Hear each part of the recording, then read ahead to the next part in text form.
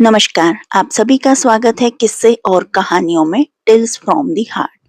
आज हम विष्णु पुराण भाग 4 के बारे में बात करेंगे और जो आपको ये वीडियो पसंद आती है तो please like, share and subscribe करें और कमेंट बॉक्स में श्री विष्णु की जय जयकार करें। इससे पहले मैं 3 वीडियो यानी कि भाग अपलोड कर चुकी हूँ। जो आपने ना सुने हों तो इसको सुनने के बाद वहां जाकर जरूर सुनिएगा।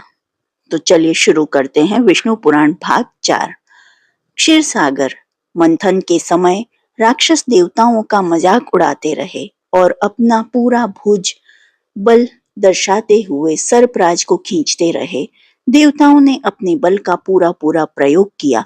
उनके खींचने की इस प्रक्रिया में वासुकी महासर्प ने विष उगल दिया।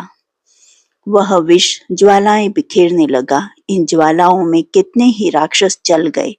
लग रहा था कि इस हलाहल से पूरा लोक ध्वंस हो जाएगा। उसी समय मंदर पर्वत भी समुद्र के अंदर डूब गया। सबने शिव से प्रार्थना की। शिव ने हलाहल को निगल डाला और उसे कंठ में ही रोककर लोक की रक्षा की।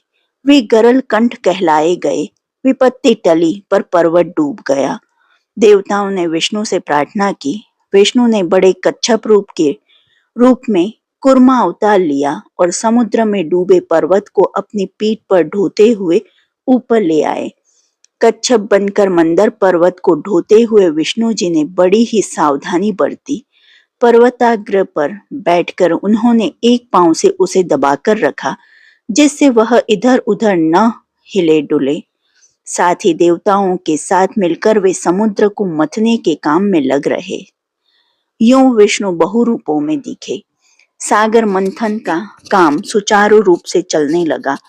क्षीर सागर से चंद्र, लक्ष्मी, कल्पवृक्ष, कामधेनु, ऐरावत हाथी, उच्चश्रवा घोड़ा, सुरा नामक नशावत उत्तेजना प्रदान करने वाला पेय और कितने ही पदार्थ उत्पन्न हुए। शिव ने कंठ के हलाहल के ताप के उपशमन के लिए चंद्रमा को सिर पर धारण किया और चंद्रशेखर बने। लक्ष्मी देवी ने श्रीवत्स, कौस्तुभ, मणियों की वैजंती माला पहनाकर विष्णु से विवाह किया। विष्णु लक्ष्मीकांत बने। देवता सुरा पीकर सुर बने। अंत में अमृत प्राप्त हुआ। आयुर्वेद में मूल विराट धन्वंतरी के रूप में अमृत कलश लिए अनेक औषधियों को धारण किए। विष्णु पद्मासन पर आसीन हो समुद्र से होते हुए प्रकट हुए। अमृत के लिए जब क्षीर सागर मथा गया तब प्रारंभ में हलाहल विष उत्पन्न हुआ। कितनी ही विशेषताओं के घटने के उपरांत और दैव सहायताओं के बाद अमृत प्राप्त हुआ। लक्ष्य की प्राप्ति हुई। इसीलिए श्रम से साधा जाने वाला काम सागर मंथन कहलाया और यह उसका पर्यायवाची शब्द बन गया। धन्वंतरी के हाथ में जो अमृत कलश था उसे राक्षस उड़ा ले गए और दावा किया कि यह हमारा ही है। राक्षसों और देवताओं में मुठभेड़ हुई। जब दोनों के बीच में यह छीना झपटी हो रही थी तब मंत्र मुग्ध कर देने वाली जगन मोहिनी वहां प्रत्यक्ष हुई। उसे देखकर राक्षस उस पर रीझ गए। मोहिनी ने राक्षसों से कहा, अमृत मुझे दे दो, मैं बांटूंगी। उसकी बातों में आकर राक्षसों ने कलश उसको सुपुर्द कर दिया। राक्षस एक तरफ बैठे और दूसरी तरफ देवता। दोनों के बीच में कलश को कमर पर सटाए जगन मोहिनी नृत्य करने लगी और अमृत बांटने को सन्नद्ध हो गई। निश्चित होकर देवता एकटक उसी की तरफ देखने लगे। मदहोश राक्षस मोहिनी के सौंदर्य को देखते हुए तन्मय हो गए। उन्हें अपनी सुध नहीं रही। देवताओं को भी पहले यह ज्ञात नहीं था कि आखिर यह मोहिनी है कौन, पर जब उन्होंने देखा कि वह देवताओं को ही अमृत पिला रही है और राक्षसों को छल रही है तो वे जान गए कि मोहिनी कोई और नहीं बल्कि साक्षात विष्णु ही रस रूप पधारे हैं। इसलिए वे चुपचाप अमृत पीते गए। जहां देवता निर्लिप्त होकर अमृत का सेवन करते हुए अमरत्व पा रहे थे, वहां दैत्यों ने जगन मोहिनी के माया जाल में फंसकर उन्मत्त होकर अमरत्व खो दिया। राहु नामक एक होशियार राक्षस ने जान लिया कि जगन मोहिनी राक्षसों को छल रही है। वह जल राक्षसी सिंहिका का पुत्र है, बड़ा ही मायावी है। जब उसने देखा कि सच्चाई बताने पर भी राक्षस सुनने और विश्वास करने की स्थिति में नहीं है, तो उसने स्वयं देवता का रूप धारण किया और देवताओं की पंक्ति में बैठकर अमृत पी गया। सूर्य चंद्र ने उसकी यह द्रुतता देखी और उन्होंने मंदर पर्वताग्र पर आसीन बहुरूपी विष्णु को यह विषय सूचित किया। विष्णु ने अपना चक्र राक्षस को मार डालने भेजा। विष्णु ने चक्र से बचने के लिए राहु ग्रह में चक्कर काटता रहा और आखिरी अंतरिक्ष में प्रवेश किया। चक्र ने वहां भी उसका पीछा किया और उसके सिर को धड़ से अलग कर दिया। अमृत की शक्ति के कारण सिर और धड़ सजीव ही रहे। सिर राहु और धड़ केतु के रूप में दो ग्रहों में परिवर्तित हुए और ग्रह राशि में सम्मिलित हो गए। राहु केतु ग्रहों के कारण अब ग्रह 9 हो गए। राहु केतु सूर्य चंद्र पर बहुत क्रोधित थे, क्योंकि उन्हीं के कारण उसकी पोल खुल गई। प्रतिकार की भावना से वे अमावस्या व पूर्णिमा के पर्व दिनों में उन पर छाने लगे और उन्हें पीड़ित करने लगे। यों सूर्य चंद्र ग्रहण बने। पूरा का पूरा अमृत देवताओं को पिलाकर मोहिनी अदृश्य हो गई। राक्षसों को अपनी त्रुटि मालूम हो गई। तब से लेकर वे विष्णु और देवताओं के कट्टर दुश्मन बन गए।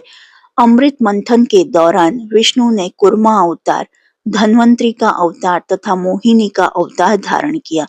धन्वंतरी अमृत के साथ साथ औषधियां तथा औषधि वेद भी ले गए। वैद्य शास्त्र के अधिदेवता व वैद्यों के कुलदेव के रूप में धन्वंतरी की पूजा होने लगी। जगन मोहिनी विश्व मोहिनी मानी जाने लगी और सौंदर्य व विलास का प्रतीक बनी। नारद जगन मोहिनी अवतार की प्रशंसा करते हुए जगन मोहिनी राग को महती वीणा पर झंकृत करते हुए कैलाश गए। पार्वती ने यह सुनकर नारद से कहा, अधम और नीच राक्षसों को छलने मात्र से क्या जगन मोहिनी कहलाने के योग्य हो जाएगी? हाँ माते, किसी को भी आनंद सागर में डुबो देने वाली और अपने सौंदर्य व हाव भावों से विश्व भर को अपने वश में कर लेने वाली जगन मोहिनी ही तो है। कहते हुए नारद वहां से चले गए। पार्वती ने यह बात शिव से बताई।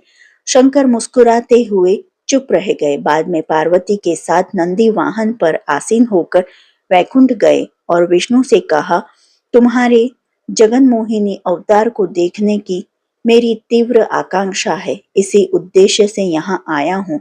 संकट के निवारण के लिए कोई न कोई वेश धारण करना ही पड़ता है। तुम्हारे लिए भी यह बाएं हाथ का खेल है। विष्णु यूं कहते हुए अंतर्धान हो गए। इतने में शिव ने जगन मोहिनी को थोड़े दूर पर फूलों की गेंद से खेलते और गाते हुए देखा। शिव सब कुछ भूल गए और उसके पास गए, पर जगन मोहिनी उनके हाथ नहीं आई और वह विश्व आकाश में घुस गई। हाथ फैलाते हुए शिव उसका पीछा करने लगे। पार्वती स्तंभित होकर यह दृश्य देखती रह गई। शिव मोहिनी की इस लीला विनोद को ब्रह्मा आदि देवता बड़े ही चाव से देखने लगे। नंदी निश्चेत होकर देखता रहा। नारद महती वीणा पर शिव रंजनी राग को झंकृत कर रहे थे। आगे आगे जगन मोहिनी और पीछे पीछे शिव दौड़ते हुए गए और कुछ ही समय में दोनों दिखाई नहीं पड़े। पार्वती कैलाश पहुंच गई। जगन मोहिनी तेज मंडलों से होते हुए शिव को पूरे विश्व में घुमाया और कैलाश पहुंची। शिव को उसे छूने से मना करती हुई जब वह पार्वती के पास जाने लगी, तब शिव ने उसकी कमर पकड़ ली। देखा, आपका पतिदेव कितना नटखट है, कहती हुई भय के मारे वह पार्वती के पास खड़ी हुई। देखते देखते जगन मोहिनी पार्वती के सम्मुख विष्णु के रूप में प्रकट हुई। भ्राते, आप विश्व मोहन जगन मोहिनी केश स्वामी हैं। यह सब कुछ शिव केशव लीला नाटक है ना? पार्वती ने विष्णु से पूछा। हाँ हाँ, आपने ठीक कहा, कहते हुए वीणा बजाते नारद वहां आए।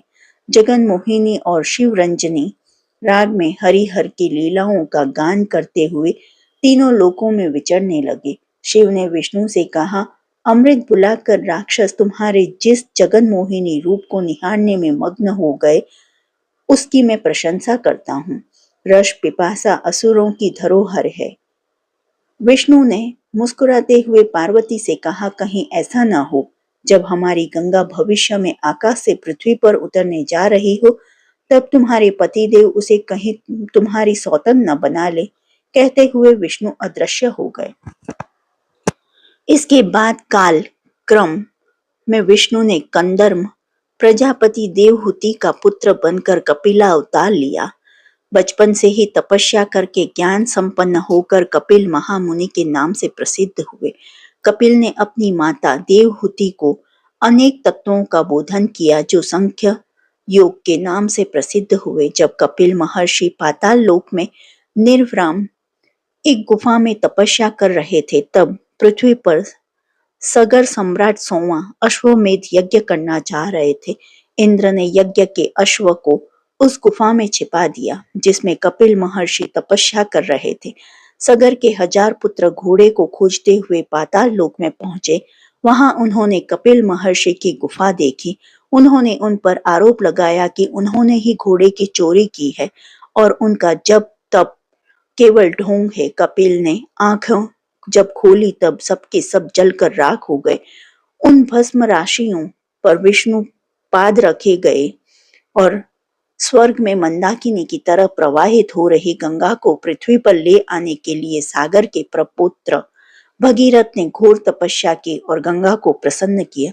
साथ ही गंगा के वेग को सह सकने वाले शिव की तपस्या करके उन्हें भी प्रसन्न किया। गंगा अवतरण के समय गंगा देवी को देखकर शिव उस पर मुग्ध हो गए और उसे अपने जटाजूट में कसकर बांध लिया। फिर भगीरथ की प्रार्थना पर उसे थोड़ी मात्रा में बहने दिया।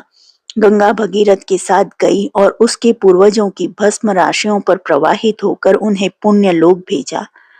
परम शिव गंगाधर बने और यों गंगा पार्वती की सौत हुई। सनक नंद नांदी मुनि कहलाए जाने वाले सनक, सनंद, सनत्सु, सनत कुमार नामक 4 मुनि ब्रह्मा के मानस पुत्र हैं।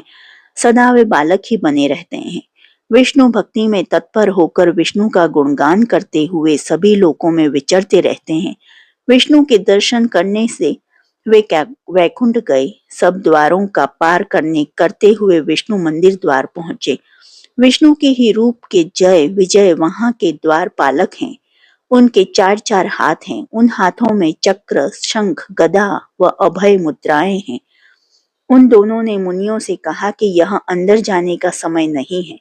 तब सनक सनंदों ने कहा, विष्णु दर्शन के लिए हमारी दृष्टि में कोई समय असमय नहीं होता। कहते हुए उनकी परवाह किए बिना जब वे अंदर जाने को उद्युत हो गए, तब द्वारपालकों ने गदाएं उठाकर उन्हें रोका। सनकादिक मुनियों ने उन्हें श्राप देते हुए कहा, तुम में विष्णु द्वारपालक बने रहने की योग्यता नहीं है। राक्षस होकर जन्म लोगे। यह कोलाहल द्वार खोलते हुए विष्णु लक्ष्मी समेत वहां आए। जय विजय ने मुनियों के शाप के बारे में उनसे बताया और अपना दुख व्यक्त किया। मुनिगण भी अपनी जल्दबाजी पर मन ही मन चिंतित हुए। जो आपको यह वीडियो पसंद आई हो तो please like, share and subscribe करें। देखने के लिए धन्यवाद। जय हिंद, जय भारत।